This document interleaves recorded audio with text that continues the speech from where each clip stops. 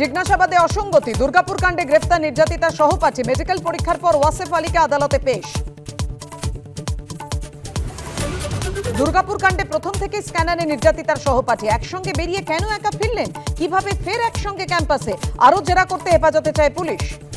গরিবদের ঝুপড়ি ভেঙে বহুতল, বহিরাগতে ভরছে ভবানীপুর, ভার্চুয়াল বার্তায় নেতাকর্মীদের সতর্ক করলেন তৃণমূল নেত্রী। ভোটারদের আপনারা তাড়িয়ে দিচ্ছেন, আমরা কেন এটা বুঝবো না যে আগে আমার দল।